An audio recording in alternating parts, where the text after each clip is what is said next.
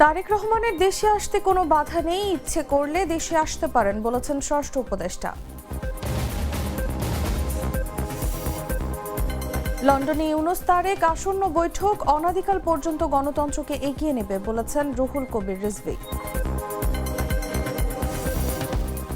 বন্ধের ১৬তম দিনে স্বল্প পরিসরে চক্ষু বিজ্ঞান হাসপাতালের আউটডোর সেবা চালু, ৮ দফা দাবিতে স্বাস্থ্য উপদেষ্টাকে স্মারকলিপি চিকিৎসক নার্সদের।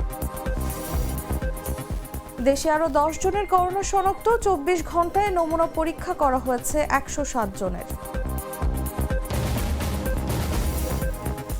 এবং দ্য ইকোনমিস্টের প্রতিবেদন, গাজায় হামাস বিরোধী গ্যাংস্টারকে অস্ত্র দিচ্ছে ইসরায়েল।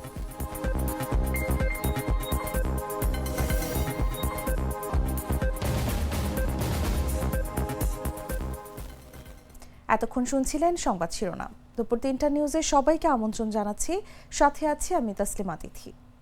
চকলেটে একাকার হয়ে ওঠা প্রাণ লেয়ার সম্পর্কের মিষ্টি ম্যাজিক। এবারে চলে যাচ্ছি পুরো খবরে। বিএনপির ভারপ্রাপ্ত চেয়ারম্যান তারেক রহমানের দেশে আসার বিষয়ে সাংবাদিকদের এক প্রশ্নের জবাবে স্বরাষ্ট্র উপদেষ্টা লেফটেন্যান্ট জেনারেল মোহাম্মদ জাহাঙ্গীর আলম চৌধুরী বলেছেন, তারেক রহমানের দেশে আসতে কোনো বাধা নেই, ইচ্ছে করলে তিনি দেশে আসতে পারেন। বৃহস্পতিবার বেলা 11:30টায় গাজীপুরের শালনা থানা পরিদর্শন করে সাংবাদিকদের সঙ্গে আলাপকালে তিনি এসব কথা বলেন।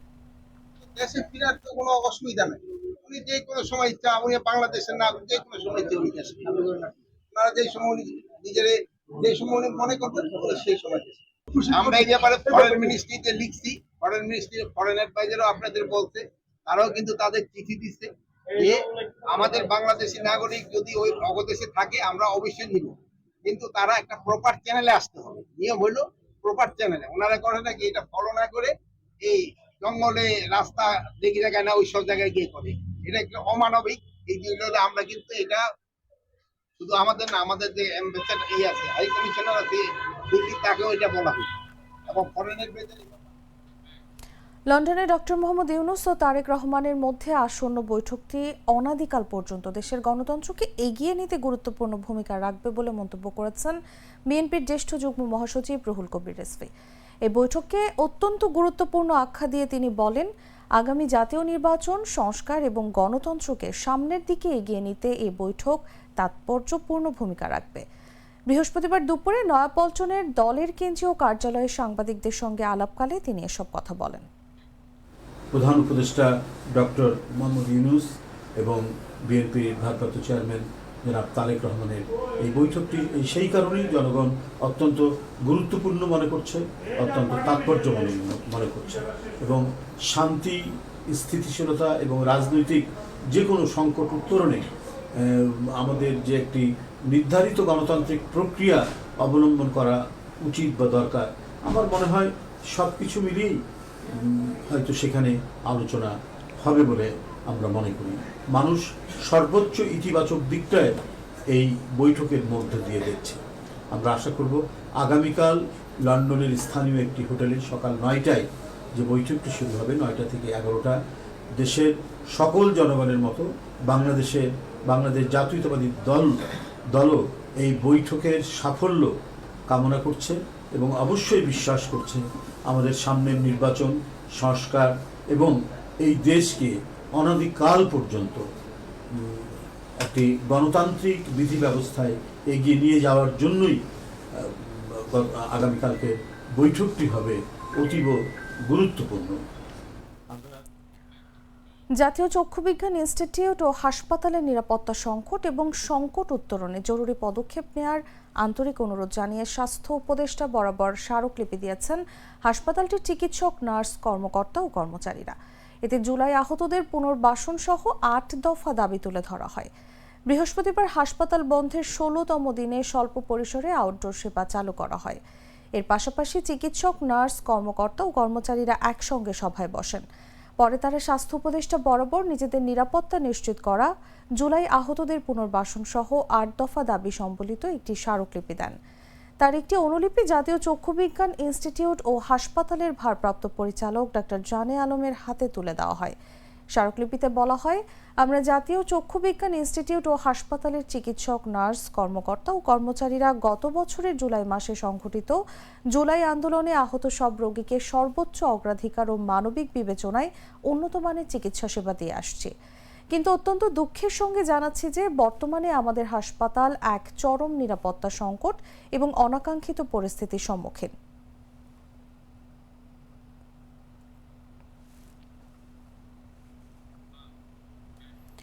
দেশে গত 24 ঘন্টায় করোনা ভাইরাসে আক্রান্ত হিসেবে 10 জন শনাক্ত হয়েছেন। তবে এই সময় প্রাণঘাতী ভাইরাসে কারো মৃত্যু হয়নি। মঙ্গলবার সকাল 8টা থেকে পরবর্তী 24 ঘন্টার তথ্য তুলে ধরে বুধবার স্বাস্থ্য অধিদপ্তরের করোনা বিষয়ক নিয়মিত সংবাদ বিজ্ঞপ্তিতে এ তথ্য জানানো হয়েছে। বিজ্ঞপ্তিতে বলা হয়, গত 24 ঘন্টায় প্রাণঘাতী করোনায় আক্রান্ত হয়েছেন 10 জন। এ নিয়ে দেশে করোনায় শনাক্তের সংখ্যা দাঁড়িয়েছে 20,51,770 জনে। মৃত্যুর সংখ্যা দাঁড়িয়েছে 29,500 জনে। এতে আরও বলা হয়েছে, গত 24 ঘন্টায় 107 জনের নমুনা পরীক্ষা করা হয়েছে। এ সময় শনাক্তের হার ছিল 9.35%। মোট করোনা পরীক্ষায় এ পর্যন্ত শনাক্তের হার 13.05% এবং শনাক্ত বিবেচনায় মোট মৃত্যু হার 1.44%।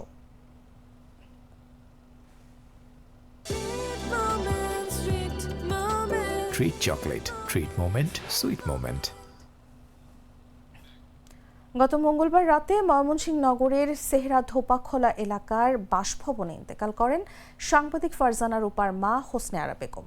হোসনে আরা বেগমের মৃত্যুতে পরিবারের পক্ষ থেকে ফারজানা রূপা ও তার স্বামী শাকিল আহমেদকে প্যারোলে মুক্তির জন্য ঢাকা জেলা ম্যাজিস্ট্রেটের কাছে আবেদন করা হয়। আবেদনের পরিপ্রেক্ষিতে ফারজানা রূপা ও তার স্বামী শাকিল আহমেদকে 4 ঘন্টার জন্য প্যারোলে মুক্তির সিদ্ধান্ত দেওয়া হয়।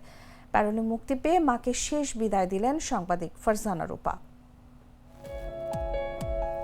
প্যারোলে মুক্তি পেয়ে দাফনের আগে শেষবারের মতো মায়ের মুখ দেখেছেন সাংবাদিক ফারজানা রূপা। সঙ্গে ছিলেন তার স্বামী শাকিল আহমেদ। পরে তার মায়ের মরদেহ পারিবারিক কবরস্থানে দাফন করা হয়।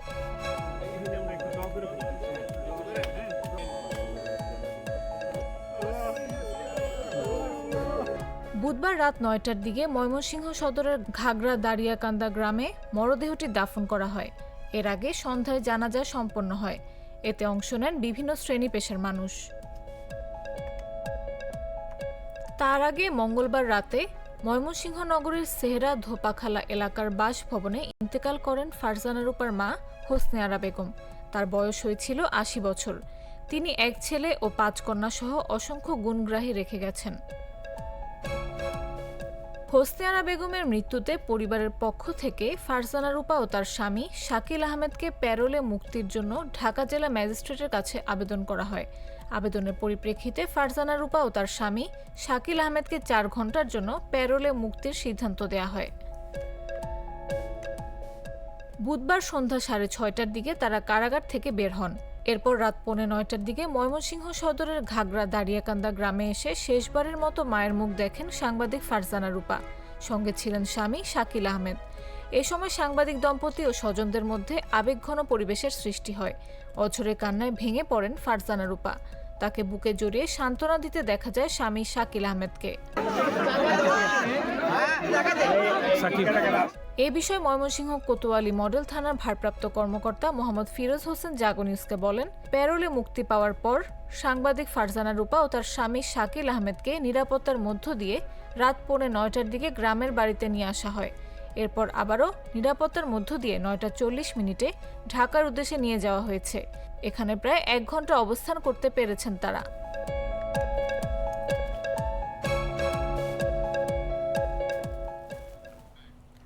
দৌলতদিয়া ঘাটে আজও যাত্রী ও যানবাহনের চাপ নেই। বৃহস্পতিবার বেলা 11:30টার দিকে দৌলতদিয়া বাস টার্মিনাল, লঞ্চ ও ফেরিঘাট এলাকায় কোনো ধরনের চাপ চোখে পড়েনি। স্থানীয়রা জানান, দৌলতদিয়া ঘাট দিয়ে স্বাভাবিক সময়ের মতো যাত্রী ও যানবাহন পারাপার হচ্ছে। দৌলতদিয়া বাস টার্মিনাল, লঞ্চ ও ফেরিঘাট অতিরিক্ত যাত্রী ও যানবাহনের চাপ নেই, যার কারণে ফেরিও কিছুটা সময় বিলম্ব করে ছেড়ে যাচ্ছে। দৌলতদিয়া লঞ্চ ঘাটের ম্যানেজার নুরুল আনোয়ার মিলন বলেন, কয়েকদিনের তুলনায় ঢাকামুখী যাত্রীদের চাপ কিছুটা বেড়েছে। 20টি লঞ্চ চলাচল করায় যাত্রীরা এসে পার হতে পারছেন। বিআইডব্লিউটিসি দৌলতদিয়া ঘাটের ব্যবস্থাপক মোহাম্মদ সালাউদ্দিন বলেন, কয়েকদিনের তুলনায় সকাল থেকে যাত্রী ও যানবাহনের চাপ কিছুটা বেড়েছে, তবে দৌলতদিয়া প্রান্তে কোনো যানজট বা ভোগান্তি নেই। তিনি আরও বলেন, গত 24 ঘন্টায় দৌলতদিয়া ঘাট দিয়ে 2752টি যানবাহন পার হয়েছে। এর মধ্যে বাস 448টি, ছোট গাড়ি 1183টি ও মোটরসাইকেল 901টি।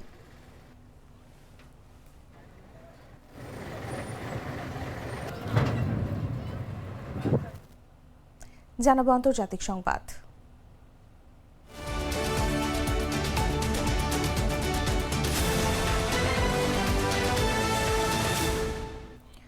গাজা থেকে ফিলিস্তিনি প্রতিরোধ গোষ্ঠী হামাসকে উৎখাতের যে উচ্চাকাঙ্ক্ষা ইসরায়েল পোষণ করছে তার এক অদ্ভুত রূপ সামনে এসেছে। তারা এখন এক দুর্নীতিপরায়ণ বিতর্কিত গ্যাংস্টারকে অস্ত্র সরবরাহ করছে। এই ব্যক্তির নাম ইয়াসের আবু শাবাব। তিনি পপুলার ফোর্সেস নামের একটি মিলিশিয়া গোষ্ঠীর নেতৃত্ব দিচ্ছেন, যার জনসমর্থন প্রায় নেই বললেই চলে। এমনকি নিজের বেদুইন গোত্র তারাবিন পর্যন্ত তাকে ত্যাগ করেছে। আবু শাবাবের গ্রুপটি বর্তমানে দক্ষিণ গাজার রাফা ও খান ইউনুসের কিছু অংশে আধিপত্য বিস্তার করছে। মাত্র কয়েকশো যোদ্ধা নিয়ে গঠিত এই গোষ্ঠীর ক্ষমতা হামাসের তুলনায় নগণ্য হলেও ইসরায়েল সম্প্রতি স্বীকার করেছে তারা গোষ্ঠীটিকে মরণাস্ত্র যেমন AK-47 সরবরাহ করছে এবং কিছু এলাকায় তাদের চলাফেরা ও কার্যক্রমের অনুমতিও দিয়েছে। এই গোষ্ঠীর অস্তিত্ব ও কর্মকাণ্ড নিয়ে গুঞ্জন চলছিল বহুদিন ধরে, কিন্তু গত 5 জুন ইসরায়েলের সাবেক প্রতিরক্ষা মন্ত্রী ও বিরোধী এমপি অভিগদর লিবারম্যান সরাসরি অভিযোগ করেন প্রধানমন্ত্রী বেঞ্জামিন নেতানিয়াহু এমন এক গোত্রকে অস্ত্র দিচ্ছেন যাদের অতীতে IS এর সঙ্গে সম্পর্ক ছিল। নেতানিয়াহু এই নীতির সরাসরি স্বীকৃতি না দিলেও তিনি বলেছেন ইসরায়েল হামাসকে নানা উপায়ে পরাজিত করার চেষ্টা করছে। গ্লিটারের টুইন লেমন ও অ্যান্টিব্যাকটেরিয়াল ফর্মুলা বাসনকে চকচকে জীবাণুমুক্ত করে আমাদের দেয় গ্লিটার গ্যারান্টি। যুক্তরাষ্ট্রে অভিবাসন ও শুল্ক প্রয়োগ সংস্থার বিরুদ্ধে বিক্ষোভ ছড়িয়ে পড়েছে গোটা দেশে। কিছু কিছু জায়গায় এটি রূপ নিয়েছে ট্রাম্প প্রশাসন বিরোধী প্রতিবাদেও। গত শুক্রবার লস অ্যাঞ্জেলসে শুরু হওয়া এই আন্দোলন এখন ছড়িয়ে পড়েছে New York, Chicago, Texas, San Francisco সহ বহু শহরে। গত মঙ্গলবার নিউ ইয়র্কের ম্যানহাটনে শত শত মানুষ রাস্তায় নেমে আসে। দিনভর শান্তিপূর্ণ থাকলেও সন্ধ্যার পর উত্তেজনা ছড়িয়ে পড়ে। নিউ ইয়র্কের আইসি দপ্তরের সামনে পুলিশ ও বিক্ষোভকারীদের মধ্যে সংঘর্ষ হয়। ভিডিওতে দেখা যায় পুলিশ বিক্ষোভকারীদের হ্যান্ডকাফ পরানোর চেষ্টা করছে, অন্যদিকে কিছু প্রতিবাদকারী বোতল ছুঁড়ে মারছে পুলিশের দিকে। মঙ্গলবার শিকাগোতেও উত্তপ্ত পরিস্থিতি তৈরি হয়। সেখানকার ভিডিও ফুটেজে দেখা গেছে কয়েকজন প্ল্যাকার্ডধারী পথচারী একটি গাড়ি ভিড়ের মধ্যে ঢুকে পড়ে এবং এক সাইক্লিস্টকে ধাক্কা দেয়। গাড়িটি থামেনি, বরং দ্রুত পালিয়ে যায়।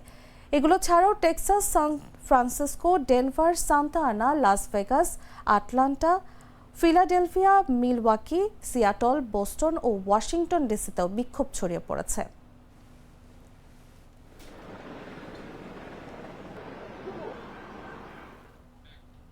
দর্শক, সংবাদ শেষ করার আগে শিরোনামগুলো জানিয়ে দিচ্ছি আরও একবার।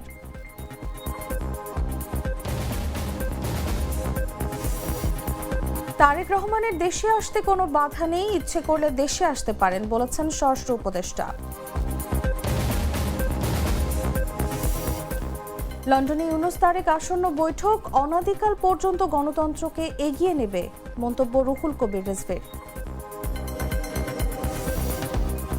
বন্ধের 16তম দিনে স্বল্প পরিসরে চক্ষু বিজ্ঞান হাসপাতালের আউটডোর সেবা চালু, 8 দফা দাবিতে স্বাস্থ্য উপদেষ্টাকে স্মারকলিপি চিকিৎসক নার্সদের।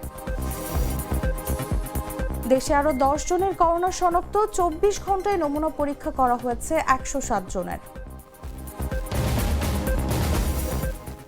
এবং দ্য ইকোনমিস্টের প্রতিবেদন, গাজায় হামাস বিরোধী গ্যাংস্টারকে অস্ত্র দিচ্ছে ইসরায়েল।